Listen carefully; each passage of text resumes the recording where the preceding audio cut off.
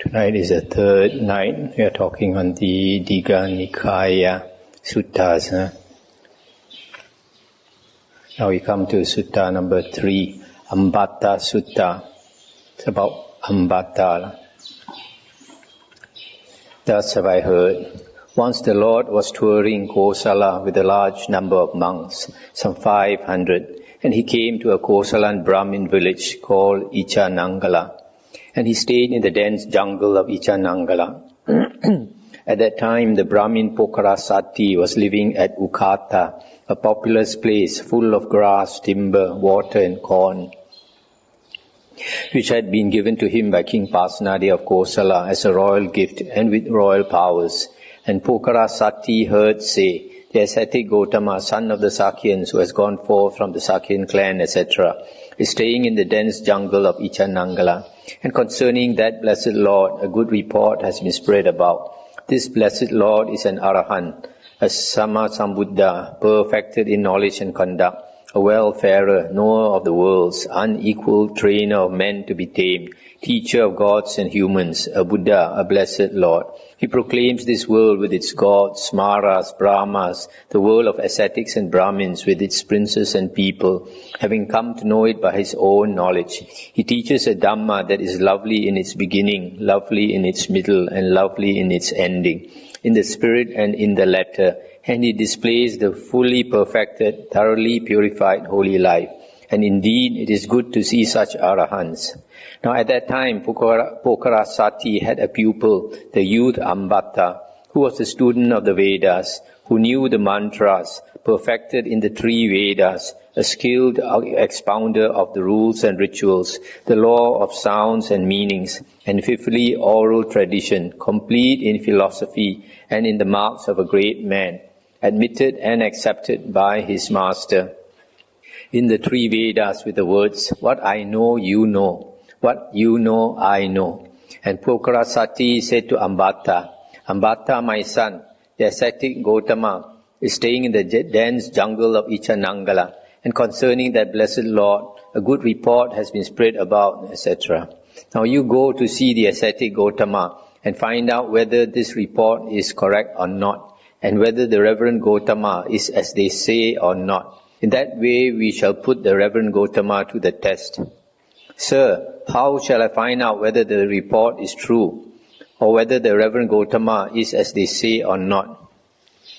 According to the tradition of our mantras, Ambattha, the great man who is possessed of the 32 marks of a great man has only 2 courses open to him. If he lives the household life, he will become a ruler, a wheel-turning righteous monarch of the law, conqueror of the 4 quarters, who has established the security of his realm and is possessed of the 7 treasures.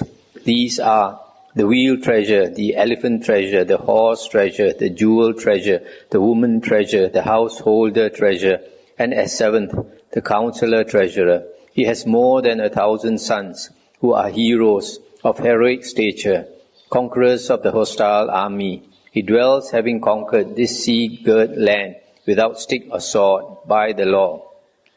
But if he goes forth from the household life into homelessness, then he will become an Arahant, Sammasambuddha, one who draws back the veil from the world.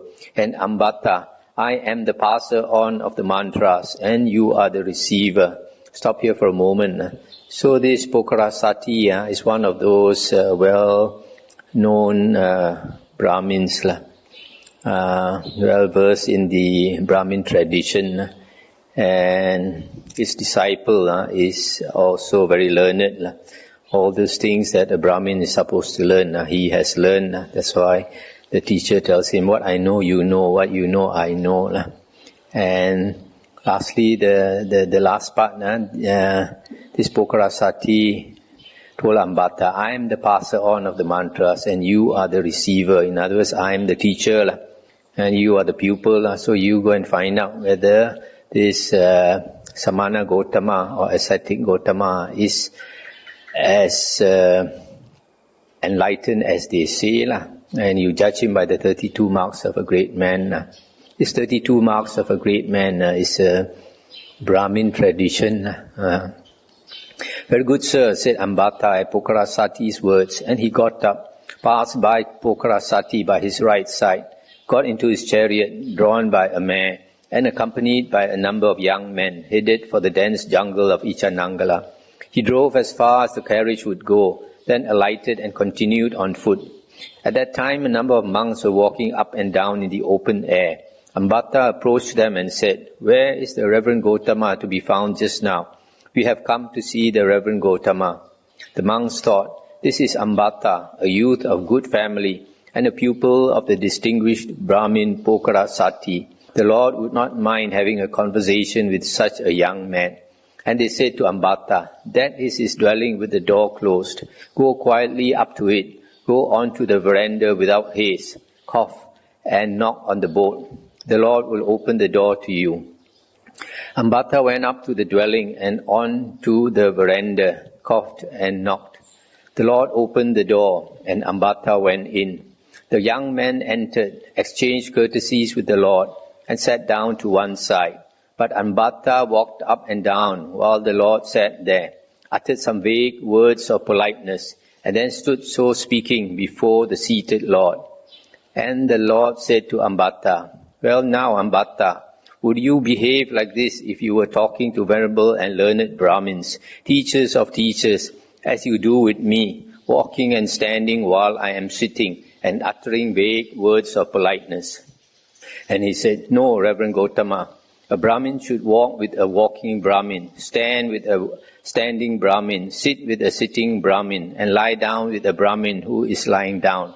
But as far as these shaven little ascetics, menials, black scourings from Brahma's foot, with them it is fitting to speak just as I do with the Reverend Gotama." Stop here for a moment. So you see this young Brahmin is very arrogant, doesn't show any respect for the Buddha, even though he has come to the Buddha's kuti. And he says that the Buddha is one of those shaven little ascetics, menials, black scourings from Brahma's foot.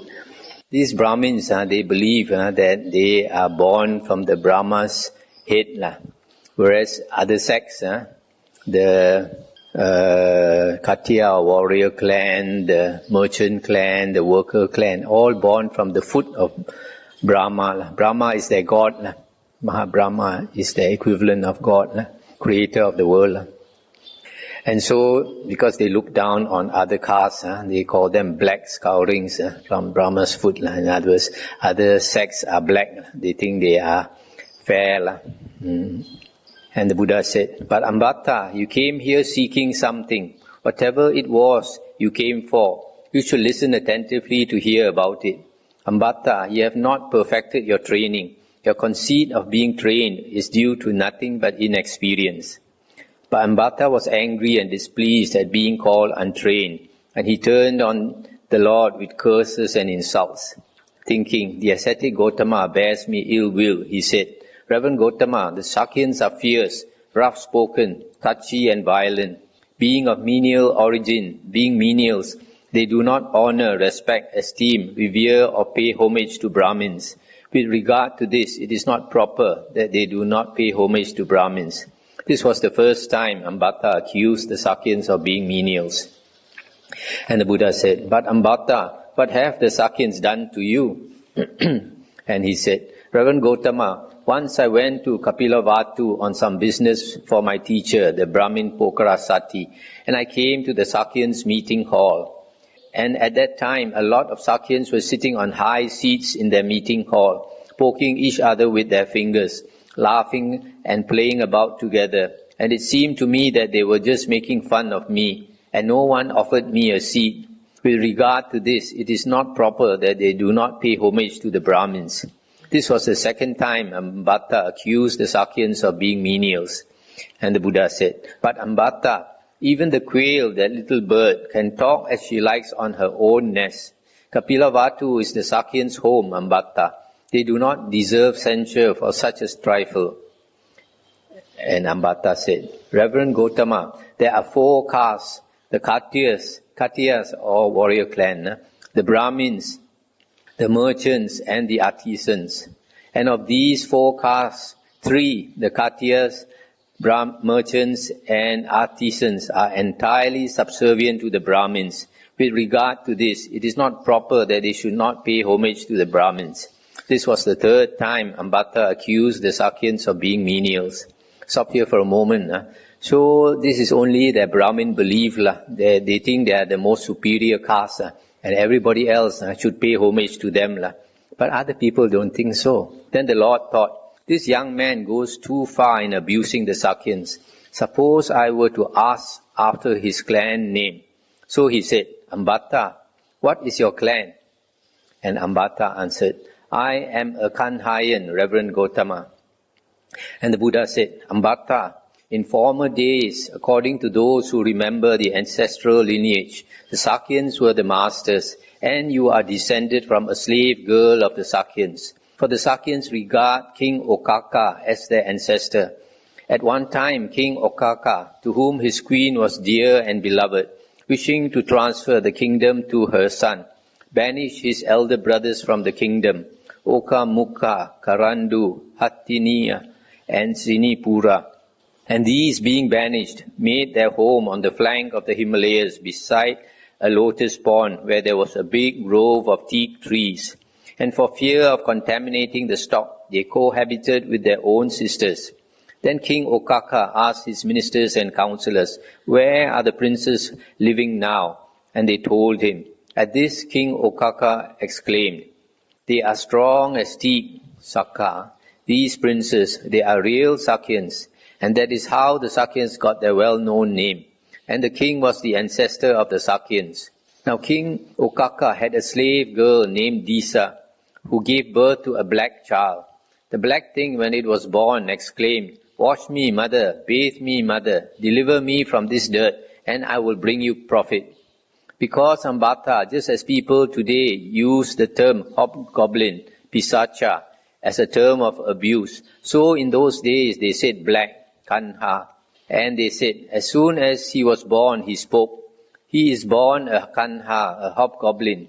That is how in former days the Sakyans were the masters, and you are descended from a slave girl of the Sakyans. On hearing this, the young men said, Reverend Gotama, do not humiliate Ambattha too much with talk of his being descended from a slave girl. Ambattha is well born, of a good family, he is very learned, he is well spoken, a scholar, well able to hold his own in this discussion with the Reverend Gotama. Then the Lord said to the young man, if you consider that Ambattha is ill-born, not of a good family, unlearned, ill-spoken, no scholar, unable to hold his own in this discussion with the ascetic Gotama, then let Ambattha be silent, and you conduct this discussion with me. But if you think he is able to hold his own, then you be quiet and let him discuss with me. And they said, Ambattha is well born, Reverend Gotama. We will be silent. He shall continue. Stop here for a moment. So here the Buddha says, actually, Ambattha, you are descended from a slave girl, and your ancestor was a black child. These friends of Ambattha, they didn't believe it, so they said, they told the Buddha not to humiliate Ambattha. And then the Buddha told them, if you think Ambattha is not able to argue with me, then you argue with me. But if you think he is able, then let him argue with me and you keep quiet. I think in the Indian tradition, they argue one by one, one to one. Then the Lord said to Ambattha, Ambattha, I have a fundamental question for you, which you will not like to answer. If you don't answer or evade the issue, if you keep silent or go away, your head will split into 7 pieces. What do you think, Ambattha? Have you heard from old and venerable Brahmins, teachers of teachers, where the Kanhayans came from, or who was their ancestor? At this, Ambattha remained silent. The Lord asked him a second time. Again, Ambattha remained silent. And the Lord said, answer me now, Ambattha. This is not a time for silence. Whoever, Ambattha, does not answer a fundamental question put to him by a Tathagata, by the third asking, has his head split into 7 pieces. And at that moment, Vajirapani, the Yakka, holding a huge iron club, flaming, ablaze and glowing, up in the sky just above Ambattha, was thinking, if this young man, Ambattha, does not answer a proper question put to him by the Blessed Lord by the third time of asking, I'll split his head into 7 pieces. The Lord saw Vajirapani, and so did Ambattha. And at the sight, Ambattha was terrified and unnerved. His hair stood on end, and he sought protection, shelter, and safety from the Lord. Crouching down close to the Lord, he said, what did the Reverend Gotama say? May the Reverend Gotama repeat what he said. And the Buddha said, what do you think, Ambattha? Have you heard who was the ancestor of the Kanhayans? And he answered, yes, I have heard it just as the Reverend Gotama said. That is where the Kanhayans came from. He was their ancestor.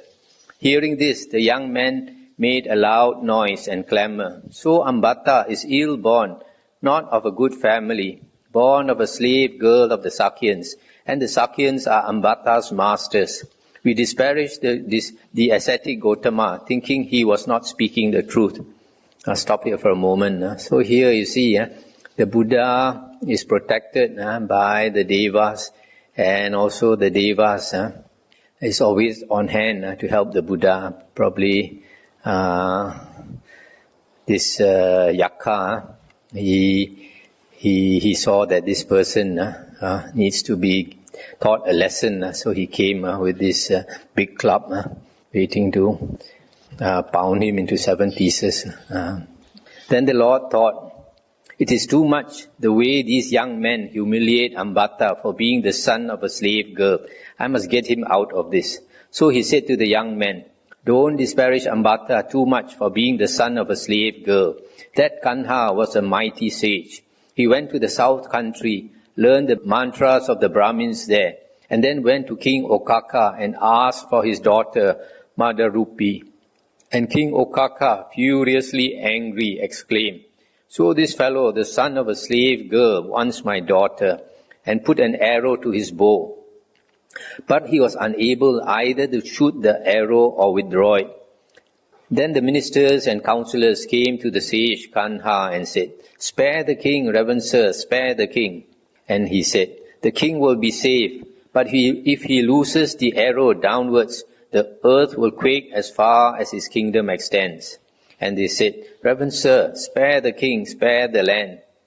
And Kanha said, the king and the land will be safe, but if he loses the arrow upwards, then as far as his realm extends, the gods will not let it rain for 7 years.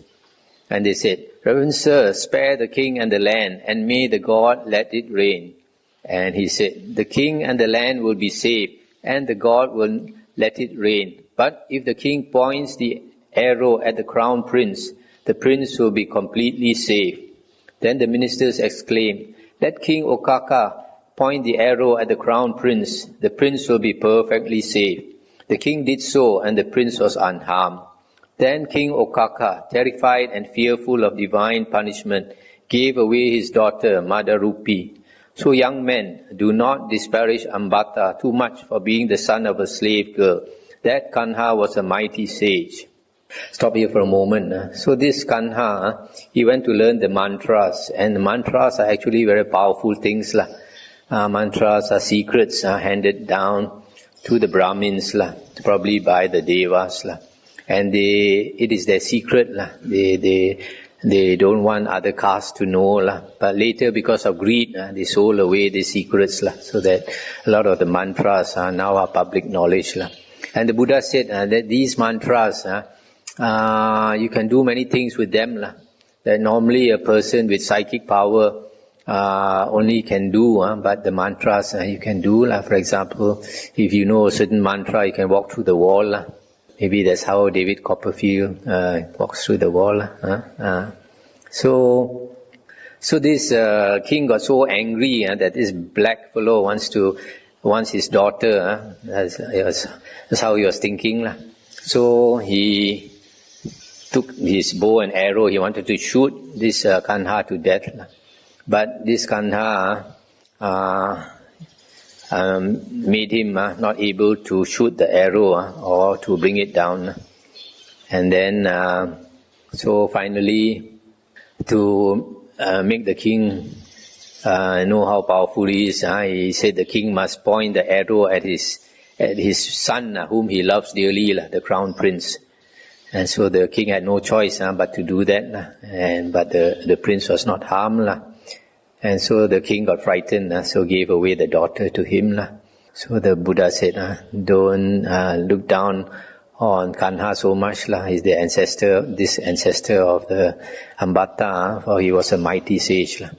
Then the Lord said, Ambattha, what do you think? Suppose a Khattiya youth were to wed a Brahmin maiden, and there was a son of the union.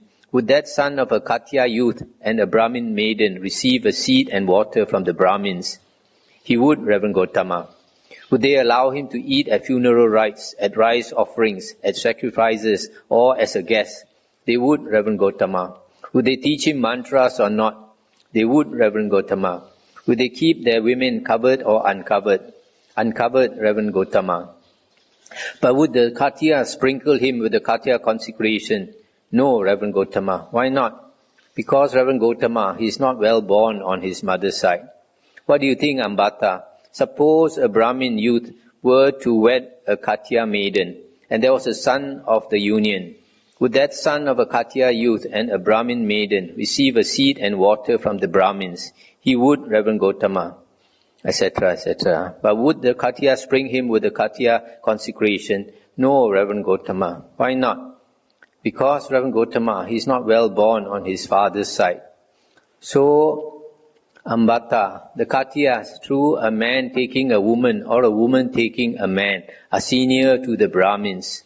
What do you think, Ambattha? Take the case of a Brahmin who just stop here for a moment. So here the Buddha is making this Ambattha see that if a Brahmin and a Khattiya, a warrior caste, were to wed, then the offspring, the son, would be recognized totally by the Brahmins, but would not be recognized, accepted by the Khattiyas, meaning that the Khattiyas are one notch higher. They only recognize a pure Khattiya, but if he has Brahmin blood, they will not recognize him as a pure Khattiya. Whereas the Brahmins, since they recognize the offspring of a Brahmin and a Khattiya, that means they accept that the Khattiyas are equal to them. So here the Buddha makes him see that actually the Khattiyas are on a higher. So just now I was saying that the Buddha shows Ambattha that if a Brahmin and a Khattiya were to wed, their offspring is recognized by the Brahmins, but not recognized as equal by the Khattiyas, meaning that the Khattiyas consider themselves one notch higher than the Brahmins, although the Brahmins claim that they are higher. But the fact that they accept the offspring of a Khattiya and the Brahmin as totally as a Brahmin on equal footing as a Brahmin, that means they look up to the Khattiyas, the warrior caste, because the Khattiyas, only the Khattiya, the warrior caste, can become a king. Okay, to continue. What do you think, Ambattha? Take the case of a Brahmin who for some reason has had his head shaved by the Brahmins, has been punished with a bag of ashes and banished from the country or the city. Would he receive a seed and water from the Brahmins? No, Reverend Gautama. Would they allow him to eat as a guest? No, Reverend Gautama. Would they teach him mantras or not? They would not, Reverend Gautama. Would they keep their women covered or uncovered? Covered, Reverend Gautama. What do you think, Ambattha? Take the case of a Khattiya who had his head, who for some reason has had his head shaved by the Khattiyas and banished from the country or the city. Would he receive a seed and water from the Brahmins? He would, Reverend Gautama. Would they allow him to eat as a guest? They would, Reverend Gautama. Would they teach him mantras? They would. Would they keep their women covered or uncovered? they would keep the uncovered Reverend Gautama. But then Katya has so far reached the extreme of humiliation that he has been banished from the country or the city. So even if a Katya has suffered extreme humiliation, he is superior and the Brahmins are inferior. Stop here for a moment. So here the Buddha is using another example, saying that if a Brahmin were to do some offense, commit some offense, and he is punished by it, so the Brahmins after that would not receive him as a Brahmin. But if a Katya, a warrior caste person, were to commit the same offense and banished by the Katyas, still the Brahmins will receive him, meaning that the Brahmins still accept that the Katyas are actually superior to them. The Buddha said, Ambattha, this verse was pronounced by Brahma's Sanan Kumara, the Katyas best among those who value clan. He with knowledge and conduct is best of gods and men. This verse was rightly sung, not wrongly, rightly spoken, not wrongly, connected with profit, not unconnected. And Ambattha, I too say this, the Katyas best among those who value clan. He with knowledge and conduct is best of gods and men. And then Ambattha asks, but Reverend Gautama, what is this conduct and what is this knowledge? I'll stop here for a moment. So you see, after showing Ambattha that the Katyas actually are recognized as superior, and even the Brahma Sanan Kumara also says so, that the Katyas is the best among the clans, and so he cannot dispute that. So now he humbles himself by asking the Buddha to explain what is this conduct and knowledge. That means conduct is charana, knowledge is vijja, which we went through yesterday. And the Buddha said, Ambattha, it is not from the standpoint of the attainment of unexcelled knowledge and conduct that reputation based on birth and clan is declared, nor on this conceit which says, you are worthy of me, you are not worthy of me. For whatever there is a giving, a taking, or a giving and taking in marriage, there is always this talk and this conceit. But those who are enslaved by such things are far from the attainment of the unexcelled knowledge and conduct, which is attained by abandoning all such things. But Reverend Gautama, what is this conduct? What is this knowledge? And the Buddha said, Ambattha, a Tathagata arises in this world, an Arahant, Sammasambuddha, endowed with wisdom and conduct, well-farer, knower of the worlds, incomparable trainer of men to be tamed, teacher of gods and humans, enlightened and blessed.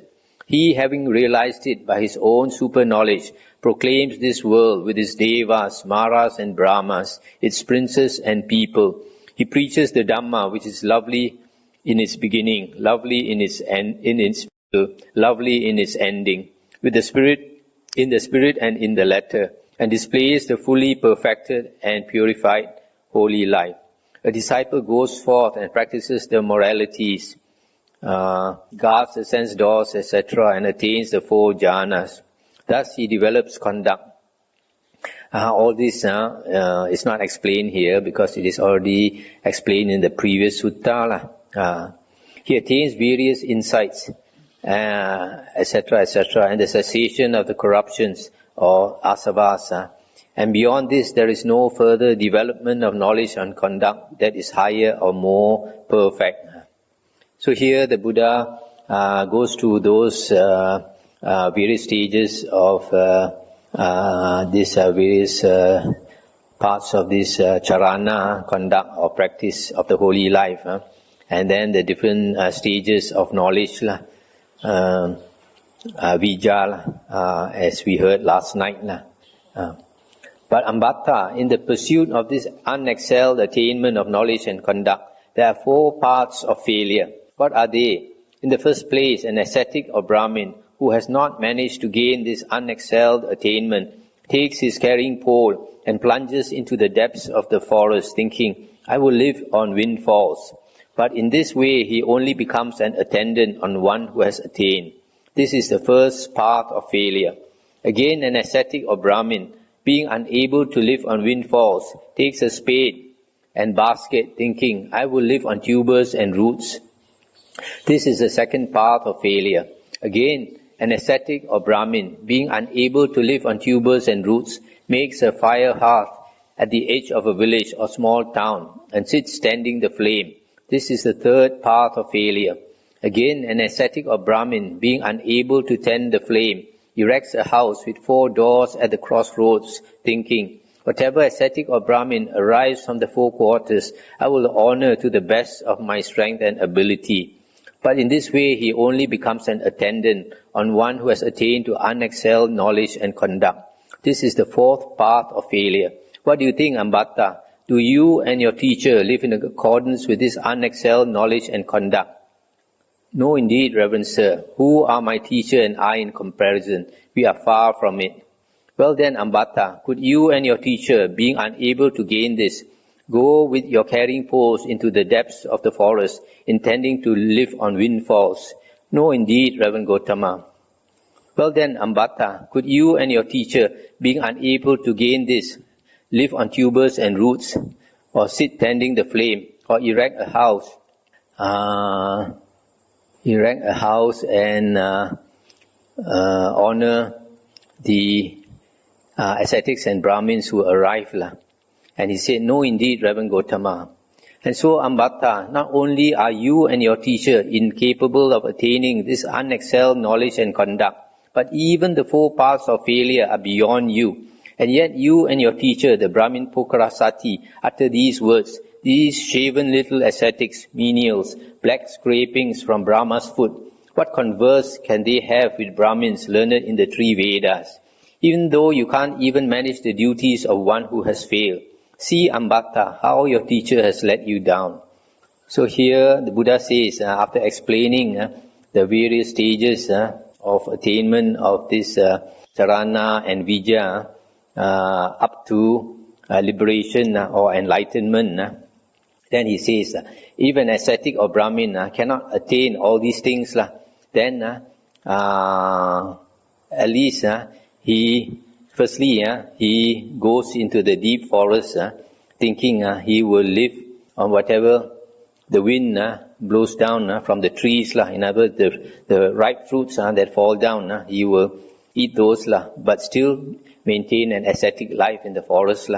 This is the being unable to attain the various stages. At least he does that. And if he is unable to do that, then he takes a spade and basket and live on tubers and roots. And also he is a bit ascetic, like he still stays in the forest and lives on the tubers and roots. And if he cannot do that, then he lives at the edge of a village or small town.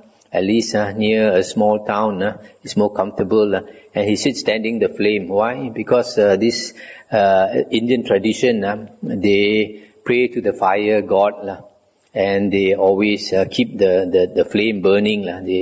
They never let the fire go out. They pray to this fire. And if he can't do that, then he erects a house by the roadside and gives dana, makes offerings to any ascetic or Brahmin, any cultivator of the holy life. He does dana so that at least he gets merit. So the Buddha asked Ambattha, do you and your teacher attain all these charana and vijja charana, conduct and knowledges? And he said no. Then do you go into the forest and live on windfalls? And he said no.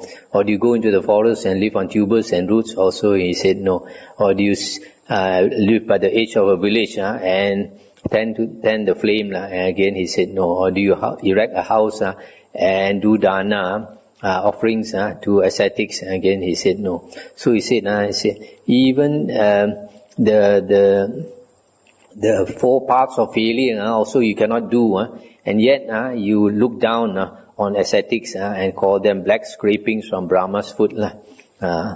Ambattha, the Brahmin Pokrasati, lives by the grace and favor of King Pasenadi of Kosala, and yet the king does not allow him to have audience face to face. When he confers with the king, it is through a curtain. Why should the king not grant audience face to face to one on whom he has bestowed a proper and blameless source of revenue? See how your teacher has let you down. I stop here again.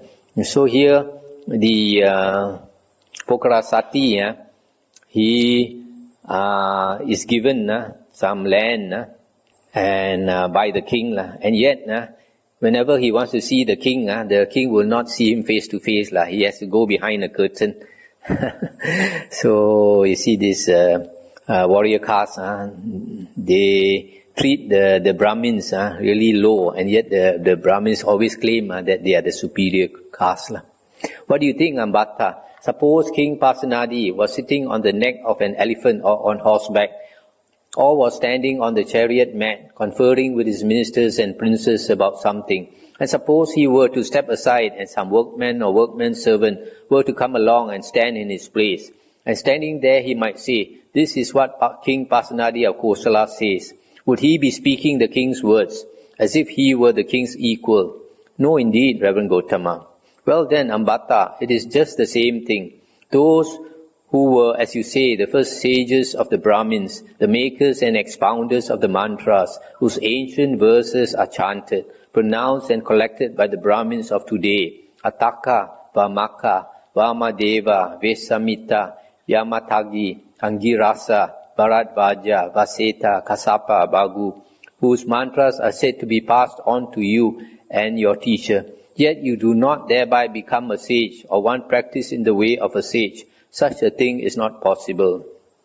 Stop here for a moment. So you see the Buddha's, because he knows the past, he can see the past so clearly. He can tell this Brahmin exactly who their former teachers were, those who handed down the mantras. But he says, just because you receive the mantras from these sages, don't think that you are a sage. Just like the worker, he stands in the king's chair and speaks like the king, but he is not the king. What do you think, Ambattha? What have you heard said by the Brahmins who are venerable, aged, the teachers of teachers? Those first sages, Ataka, etc., did they enjoy themselves well bathed, perfumed, their hair and beards trimmed, adorned with garlands and wreaths, dressed in white clothes, indulging in the pleasures of the five senses, and addicted to them, as you and your teacher do now? No, Reverend Gautama. Or did they eat special fine rice with the black spots removed, with various soups and curries, as you and your teacher do now? No, Reverend Gautama. Or did they amuse themselves with women dressed up in flounces and furbelows, as you and your teacher do now? No, Reverend Gautama. Or did they ride around in chariots drawn by mares with braided tails, that they urged on with long goad sticks? No, Reverend Gautama. Or did they have themselves guarded in fortified towns with palisades and barricades by men with long swords? No, Reverend Gautama. So, Ambattha, neither you nor your teacher are a sage or one trained in the way of a sage. Stop here for a moment. So here the Buddha says, you claim you are masters of the three Vedas. You claim you are equal to those sages and look down on other ascetics. But did the sages of old practice as you do now? Did they enjoy luxurious living like you do now? All these things are mentioned here. And he said no. Because in the olden days, those Brahmins were really ascetics, renunciants. They lived in the forest, they begged for their food and all that. They don't have wives or slaves to amuse them. And now, as for your doubts and perplexities concerning me, we will clarify these by your asking me and by my answering your questions. Then descending from his lodging, the Lord started to walk up and down, and Ambattha did likewise. And as he walked along with the Lord, Ambattha looked out for the 32 marks of a great man on the Lord's body, and he could see all of them except for 2. He was in doubt and perplexity about 2 of these marks. He could not make up his mind or be certain about the sheathed genitals or the large tongue. And the Lord, being aware of his doubts, effected by his psychic power, that Ambattha could see his sheathed genitals, and then sticking out his tongue, he reached out to lick both ears and both nostrils, and then covered the whole circle of his forehead with his tongue. Then Ambattha thought, the ascetic Gotama is equipped with all the 32 marks of a great man, complete with none missing. Then he said to the Lord, Reverend Gotama, may I go now? I have much business, much to do. And the Buddha said, Ambattha, do what you now think fit. So Ambattha got back into his chariot drawn by mares and departed. I'll stop here for a moment. So here you see after the conversation with the Buddha, now when the Buddha descended from his kuti and walked, Ambattha quickly walked along with the Buddha. Because like the Buddha said, Brahmins, when their teacher walk, they have to walk. When the teacher sits down, they have to sit down. Formerly he was so arrogant, but now he quickly followed the Buddha. And then he observed the 32 marks in the Buddha. Meanwhile, the Brahmin Pokrasati had gone outside and was sitting in his park with a large number of Brahmins, just waiting for Ambattha. Then Ambattha came to the park. He rode in the chariot as far as it would go, and then continued on foot to where Pokrasati was, saluted him and sat down to one side. Then Pokrasati said, well, dear boy, did you see the Reverend Gotama? I did, sir. And what was the Reverend Gotama? And was the Reverend Gotama such as he is reported to be and not otherwise? And is he of such nature and not otherwise? And Ambattha said, sir, he is as he is reported to be, and he is of such nature and not otherwise. He is possessed of the 32 marks of a great man, all complete with none missing. But was there any conversation between you and the ascetic Gotama? There was, sir. And what was this conversation about? So Ambattha told Pokrasati all that had passed between the Lord and himself. At this, Pokrasati exclaimed, well, you are a fine little scholar, a fine wise man, a fine expert in the three Vedas. Anyone going about his business like that ought, when he dies, at the breaking up of the body, to go to the downfall, to the evil path, to ruin, to hell. You have heaped insults on the Reverend Gotama, as a result of which he has brought up more and more things against us. You are a fine little scholar. You are so angry and enraged that he kicked Ambattha over and started out at once to see the Lord. But the Brahmins said, it is far too late, sir, to go to see the ascetic Gotama today. The Reverend Pokrasati should go to see him tomorrow. Then Pokrasati, having had fine, hard and soft food prepared in his own home, set out by the light of torches from Ukata for the jungle of Ichanangala. He went by chariot as far as possible, then continued on foot to where the Lord was. Having exchanged courtesies with the Lord, he sat down to one side. So here he was so excited that the Buddha actually possesses all the 32 characteristics of a great man, which means that most probably the Buddha was enlightened, Sammasambuddha, as the rumors go. So he wanted immediately to go and see the Buddha, but it was already too late, already evening. So they asked him to go the next morning. So even before dawn, before the light of dawn, he had all the food prepared. As using torches, he set out to see the Buddha. And he said, Reverend Gotama, did not our pupil Ambattha come to see you? And the Buddha said, he did, Brahmin. And was there any conversation between you? There was. And what was this conversation about? Then the Lord told Pokrasati all that had passed between him and Ambattha. At this, Pokrasati said to the Lord, Reverend Gotama, Ambattha is a young fool. May the Reverend Gotama pardon him. And the Buddha said, Brahmin, may Ambattha be happy. Then Pokrasati looked out for the 32 marks of a great man on the Lord's body, and he could see all of them except for two, the sheathed genitals and the large tongue. But the Lord set his mind at rest about these by using psychic power to show him. And Pokrasati said to the Lord, may the Reverend Gotama accept a meal from me today, together with his order of monks. And the Lord consented by silence. Seeing his acceptance, Pokrasati said to the Lord, it is time, Reverend Gotama, the meal is ready. And the Lord, having dressed in the early morning and taken his robe and bowl, went with his order or sangha of monks to Pokrasati's residence and sat down on the prepared seat. Then Pokrasati personally served the Lord with choice hard and soft food, and the young men served the monks. And when the Lord had taken his hand from the bowl, Pokrasati sat down to one side on a low stool. And as Pokrasati sat there, the Lord delivered a graduated discourse on generosity, on morality, and on heaven, showing the danger, degradation, and corruption of sense desires, and the profit of renunciation. And when the Lord knew that Pokrasati's mind was ready, pliable, free from the hindrances, joyful and calm, then he preached a sermon on Dhamma in brief, on suffering, its origin, its cessation, and the path. And just as a clean cloth from which all stains have been removed receives the dye perfectly, so in the Brahmin Pokrasati, as he sat there arose a pure and spotless Dhamma eye. And he knew whatever things have an origin must come to cessation.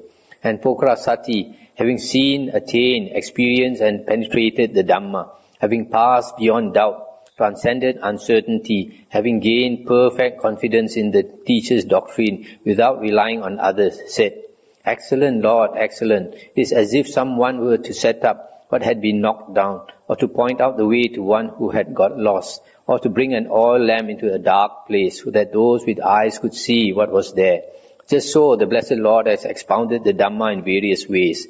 I go with my son, my wife, my ministers and counselors for refuge to the Reverend Gotama, to the Dhamma and to the Sangha. May the Reverend Gotama accept me as a lay follower who has taken refuge from this day forth as long as life shall last. And whenever the Reverend Gotama visits other families or lay followers in Ukata, may he also visit the family of Pokrasati. Whatever young men or maidens are there will revere the Reverend Gotama and rise before him, will give him a seat and water, and will be glad at heart, and that will be for the welfare and happiness for a long time."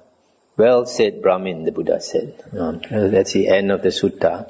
So here, it's a very interesting sutta, a bit amusing how this arrogant young Brahmin was humbled by the Buddha. So you see the last part, the Buddha spoke the Dhamma to Pokrasati, explaining the Four Noble Truths, suffering, origin of suffering, cessation of suffering, and the Noble Eightfold Path. And just like a clean cloth will soak up the dye, so the Brahmin understood and attained the spotless Dhamma eye. Dhamma Chakku, sometimes it's called the Dhamma eye, sometimes it's called the Dhamma vision. And he understood whatever things have an origin must come to cessation.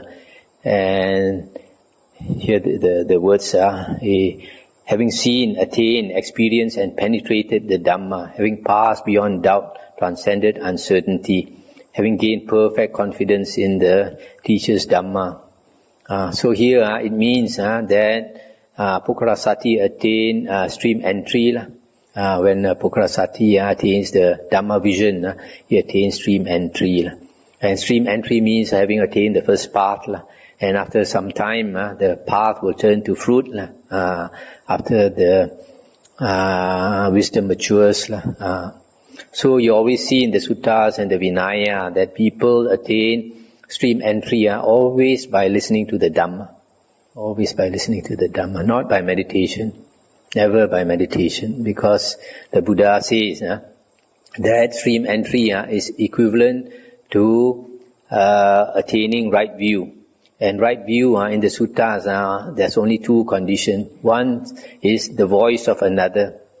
The second is yoniso manasikara, careful attention. So that being the case, only somebody else teaching you the Dhamma can you attain right view. Looks like we have time for, what's the time now?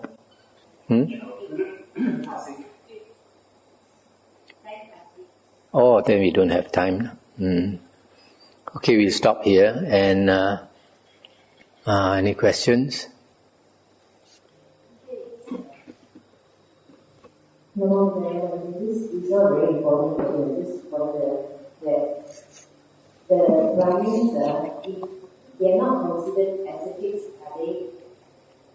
Because this Paparasati is like a group of a small people, they have got his own ministers.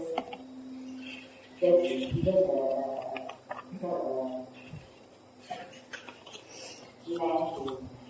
this in India there were 4 castes lah. Probably now still have lah. And first is the warrior caste. In Pali it's called the Khattiya. Second is the Brahmin caste. In Pali it's called Brahmana. And third is the merchant class, Vesas. And the fourth is the worker class called Suddas. Now, these Brahmins or Brahmanas originally were ascetics. Originally they were ascetics, and it was in their tradition that every Brahmin must renounce.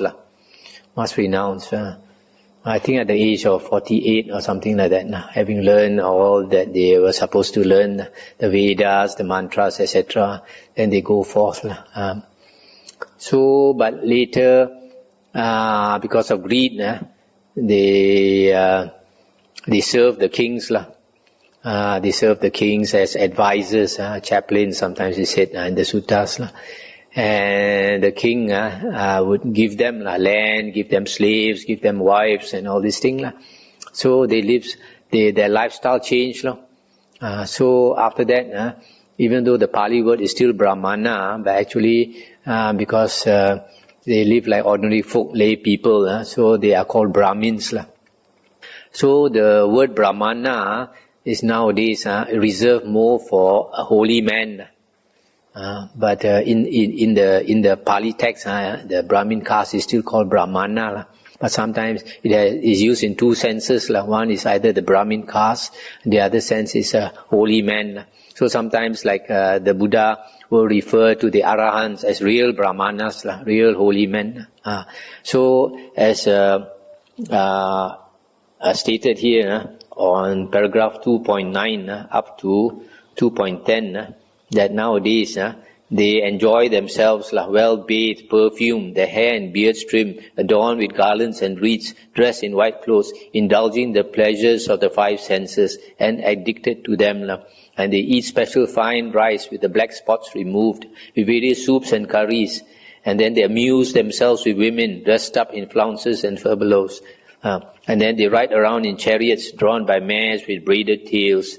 And they urge the horses on with long goat sticks. And then they lived guarded in fortified towns with palisades and barricades, with soldiers with long swords guarding them. So their lifestyle is totally changed. No more ascetics.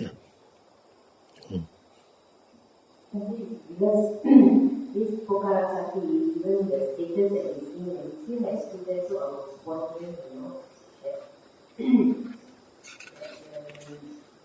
the holy man, then you pray, we pray his disciple, he is really a holy man, acting all these luxurious things and dreams.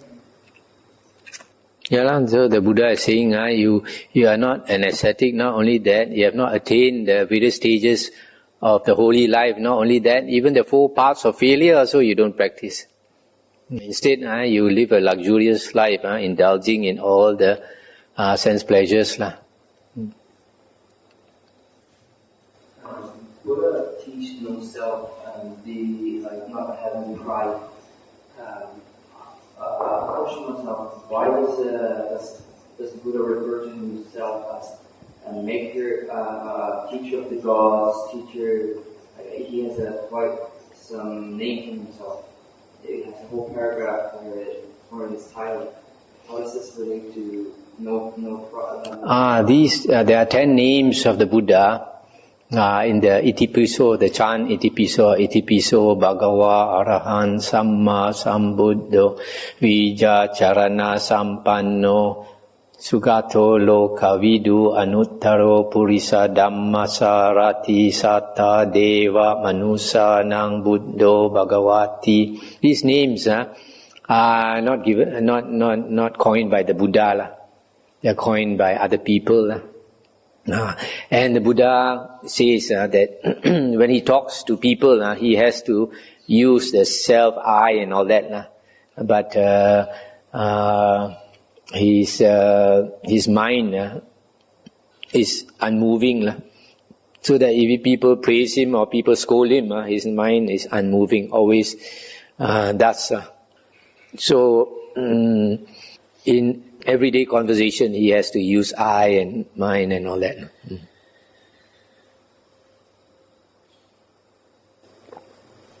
I have a question about the 2 marks of the great man. Is it of the mark of the great man, is it of the Brahmin tradition, or what is the origin behind the 2 marks of the great man? Yeah, it seems to be more of a Brahmin tradition. They always look for these 32 marks of a great man in somebody. Okay, let's end for now. It's been a long day.